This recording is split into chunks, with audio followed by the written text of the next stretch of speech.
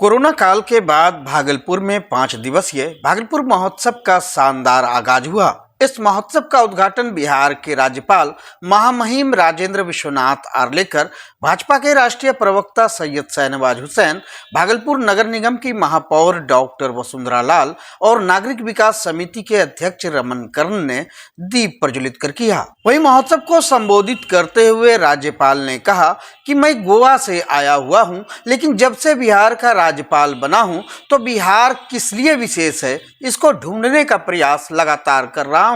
भागलपुर का जर्दालू आम काफी लोकप्रिय है और बिहार सरकार ने इसे जीआई टैग भी दिया है। वहीं सैयद शाहनवाज हुसैन ने कहा कि मैंने भागलपुर महोत्सव को बहुत करीब से देखा है। यहाँ के स्थानीय कलाकारों ने अपना हुनर दिखाया है और आज वे राष्ट्रीय स्तर पर भी अपनी प्रतिभा का प्रदर्शन कर रहे हैं। इस मौके पर राज्यपाल ने भागलपुर की समृद्ध संस्कृति और विरासत की प्रशंसा की। उन्होंने कहा कि यह महोत्सव न केवल शहर के लोगों के लिए बल्कि पूरे राज्य के लिए गौरव का विषय है। दरअसल महोत्सव में विभिन्न प्रकार के सांस्कृतिक कार्यक्रम, प्रदर्शनियां और स्टॉल लगाए गए हैं। स्थानीय कलाकारों ने अपनी कला का प्रदर्शन किया और लोगों ने खूब लुत्फ उठाया। कोरोना काल के बाद यह महोत्सव लोगों के लिए एक उत्सव का मौका बन गया है। लोग इस महोत्सव में बड़ी संख्या में पहुंच रहे हैं। नागरिक विकास समिति के अध्यक्ष रमन कर्ण ने सभी अतिथियों और लोगों का स्वागत किया और महोत्सव की सफलता के लिए सभी का धन्यवाद दिया। यह भागलपुर महोत्सव कितना महत्वपूर्ण है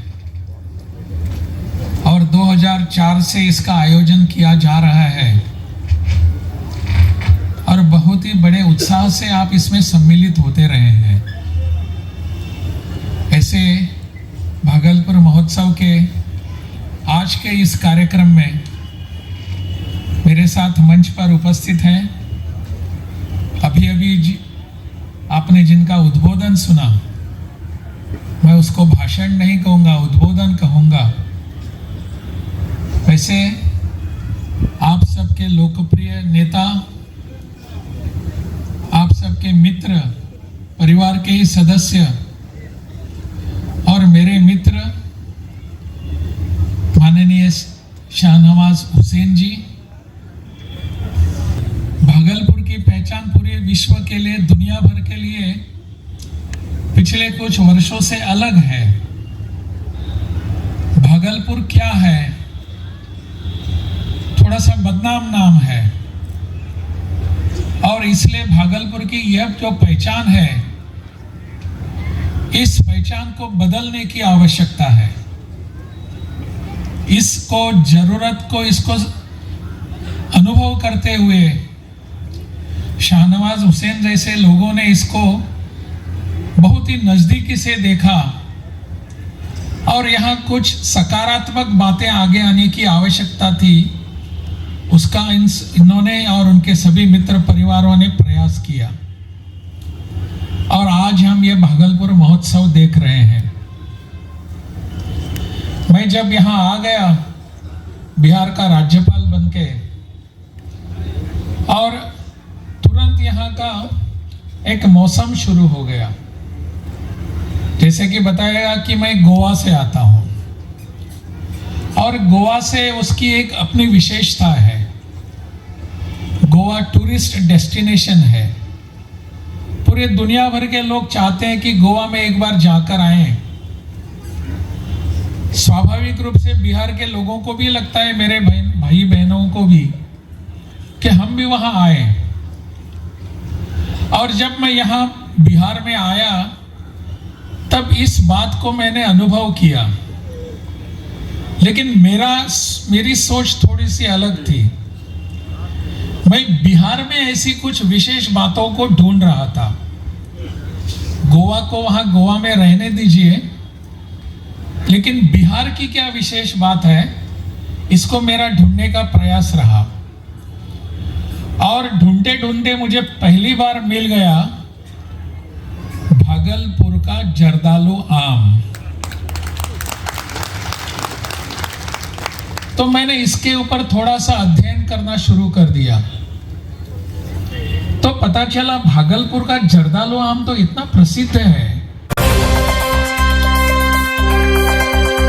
भागलपुर से एक हैरान कर देने वाली खबर सामने आई है, जहां पुलिस पर एक बार फिर गंभीर आरोप लगे हैं। दरअसल एक फोन चोरी के मामले में गिरफ्तार आरोपी ने अदालत में चौंकाने वाले खुलासे किए हैं। आरोपी का कहना है कि पुलिस ने उससे जबरन बयान लेने के लिए उसके गुप्तांग में ज्वलनशील पदार्थ डाला और उसे 2 घंटे तक यातनाएं दी। आरोपी ने अकबरनगर थाना अध्यक्ष रोहित रितेश और अन्य पुलिस कर्मियों पर गंभीर आरोप लगाए हैं। दरअसल मामला 8 दिसंबर को हुआ था, जब एक फोन छिनतई की शिकायत दर्ज कराई गई थी।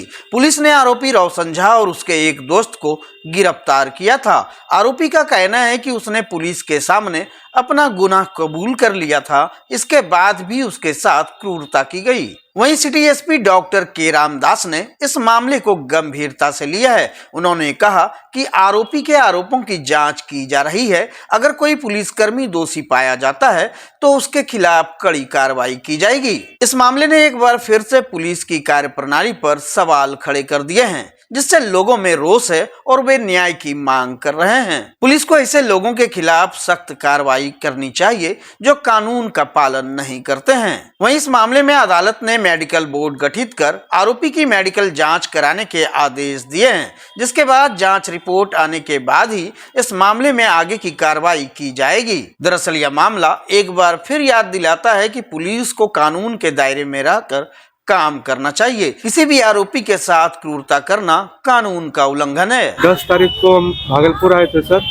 ठीक है। हम उधर से आ रहे थे तो हमारे पिताजी बोले कि थाना में तुमको बुला रहा है। तो हम थाना गए तो हमको पूछताछ के लिए बैठाया गया। तो वहाँ पे पूछा कि मोबाइल झपटा मारे हो 8 तारीख को रात में। तो हम स्वीकार किए, हाँ सर मेरे साथ ही किए हैं और 1 लाख का ट्रांजेक्शन भी हुआ है मेरे खाता में। तो हम वो वापस करने के लिए भी तैयार थे, लेकिन पुलिस के द्वारा इतना टॉर्चरिंग किया गया, जिसमें रोहित रितेश अभी थाना अध्यक्ष हैं, उसके द्वारा इतना टॉर्चरिंग किया गया, डराया धमकाया भी बहुत सारा गया। क्या किया आपके साथ, मुझे बताइए। मतलब वो गुप्तांग खोल के ऊपर से क्या ढाल रहे थे, फिनाइल था पेट्रोल था ये नहीं बता सकते, कुछ तो ढाल रहे हैं सर। उसके बाद क्या हुआ? उसके बाद पूरा पैर और चीर दिया था, लाठी उठी से जो मारा मरवे किया। ये हाथ देख रहे खुला पड़ा है, यहाँ पे ये हाथ में मारा है मुंशी। जलन भी हुई थी क्या? जी हाँ, जलन हुई थी। ये आप स्वीकार पहले किए थे? हाँ पहले ही स्वीकार कर लिए थे। फिर क्यों मारा जा रहा? पता नहीं। कोर्ट में आप क्या बोले? कोर्ट में यही जो बयान आपको दिए सर, कोर्ट में भी यही बोले। कोर्ट में जांच चल रहा है सर। जज साहब क्या बोले? जज साहब बोले इसकी जांच होगी, जो भी होगा आगे। बाबू तुमने साथ क्यों करना? 8/12/24 को अकबरनगर थाना अंतर्गत एक रेलवे स्टेशन पर वादी शिशु कुमार उनका मोबाइल छीना गया। छीना हुआ मोबाइल से 1 लाख रुपए निकासी कर लिया गया। इसी संबंधित अनुसंधान प्रारंभ किया गया है। उसमें पता चला कि रोशन झा उनको इस केस में संलिप्त था। उनको कल विधिवत गिरफ्तार किया गया। सर, जिस तरह का आरोप वो लगा रहे हैं कि पुलिस के द्वारा उनके गुप्तांग में जो है ज्वलनशील पदार्थ डाला गया है सर, तो उसको लेकर भी जांच की जा रही है सर। नहीं, इसमें पता चला है कि वो ड्रग एडिक्ट बारे में पता चला। वो हमेशा ड्रग इन्फ्लुएंस में है, तो इसलिए उनका मन है थोड़ा इनकोहेरेंट है। आरोप लग रहा है सर कि प्राइवेट पार्ट में जो है उसके जो है कोई लिक्विड डाला गया है। इसमें लिखित आवेदन मिलने पर हम उसमें जांच करवा देंगे, बट अभी तक मिला सूचना पर वो ड्रग एडिक्ट है, उनको इन्फ्लुएंस में है। भागलपुर में आयोजित होने वाले 11वें रंग महोत्सव की तैयारियां जोरों पर है। रविवार को गांधी शांति प्रतिष्ठान केंद्र में आयोजन समिति की एक महत्वपूर्ण बैठक हुई, जिसमें महोत्सव की सफलता के लिए विभिन्न पहलुओं पर चर्चा की गई। मौके पर प्रकाश चंद्र गुप्ता ने कहा कि हम सभी मिलकर इस महोत्सव को एक बड़ी सफलता बनाना चाहते हैं। इस बार हमारी थीम है अब संस्कृति के खिलाफ रंगकर्म, लोक कला और राष्ट्रीय एकता। दरअसल इस 3 दिवसीय महोत्सव में अखिल भारतीय स्तर पर लघु नाटक, नुक्कड़ नाटक, लोक नृत्य, शास्त्रीय नृत्य और चित्रकला प्रतियोगिताएं आयोजित की जाएंगी। साथ ही एक भव्य रंग जुलूस भी निकाला जाएगा। पिछले वर्षों की तरह इस बार भी भागलपुर के साथ साथ देश के विभिन्न राज्यों के कलाकार इस महोत्सव में हिस्सा लेंगे। बैठक में राम प्रकाश गुप्ता ने कहा कि मुझे पूरा विश्वास है कि इस वर्ष का रंग महोत्सव कला के क्षेत्र में एक नया इतिहास रचेगा। शहर और गाँव में हमें भरपूर भरपूर समर्थन मिल रहा है। वहीं महोत्सव के सफल आयोजन के लिए विभिन्न समितियां बनाई गई है। प्रत्येक समिति अपने अपनी जिम्मेदारी के साथ जुटी हुई है। दरअसल यह महोत्सव सिर्फ कला और संस्कृति को बढ़ावा देने का माध्यम नहीं, बल्कि समाज में एकता और सद्भाव का संदेश देने का भी माध्यम है। भागलपुर के लोग इस महोत्सव का बेसब्री से इंतजार कर रहे हैं। उम्मीद है कि यह महोत्सव सभी के लिए एक यादगार अनुभव होगा। रंगग्राम जन सांस्कृतिक मंच द्वारा आयोजित यह महोत्सव 21 दिसंबर से 23 दिसंबर तक कला केंद्र भागलपुर में आयोजित किया जाएगा। अब संस्कृति के खिलाफ ये रंगग्राम का जो कार्यक्रम होता है, रंग महोत्सव, अद्वितीय है, अनोखा है और यह जन सहयोग से होगा। 21, 22, 23 दिसंबर को कला केंद्र के मैदान में हम अब संस्कृति के खिलाफ, लोक भाषा को लेकर, लोक संस्कृति को लेकर के, भारतीय संस्कृति को लेकर के जो आयोजन कर रहे हैं, उसमें विभिन्न राज्यों के प्रतिनिधि उपस्थित हो रहे हैं। कम से कम 8 राज्यों के प्रतिनिधि निश्चित रूप से आएंगे। उनकी नाटक मंडली आएगी, सांस्कृतिक टीम आएगी और यहाँ वो प्रस्तुति प्रस्तुत करेंगे। और रंग जुलूस का भी कार्यक्रम है। लगेगा कि मिनी भारत भागलपुर की सड़कों पर उतर रहा है। बिहार यात्रा के अंतिम चरण में एनडीए नेता और राष्ट्रीय लोक मोर्चा के राष्ट्रीय अध्यक्ष उपेंद्र कुशवाहा भागलपुर पहुंचे। वहीं संवाददाताओं से बातचीत में उन्होंने राजद नेता तेजस्वी यादव पर तीखा हमला किया है।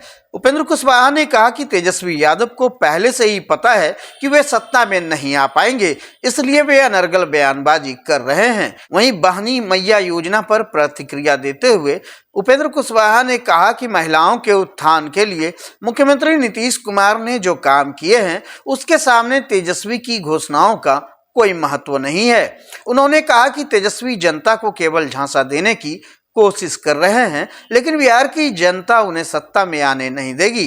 वहीं बीपीएससी के मुद्दे पर तेजस्वी के बयानों को लेकर कुशवाहा ने याद दिलाया कि उनके पिता लालू प्रसाद यादव के शासनकाल में बीपीएससी को बंद कर दिया गया था। उन्होंने कहा कि तेजस्वी अब अभ्यर्थियों के प्रति सहानुभूति दिखाने का नाटक कर रहे हैं, लेकिन जनता उनके इतिहास को भूली नहीं है। वहीं कुशवाहा ने आगे कहा कि देश का मूड अब वन नेशन वन इलेक्शन की तरफ बढ़ रहा है और बिहार में 2025 में एक बार फिर एनडीए की सरकार बनेगी। उन्होंने अपने समर्थन को भी एनडीए के प्रति पूरी तरह स्पष्ट किया और बिहार में एनडीए की मजबूती को लेकर भरोसा जताया।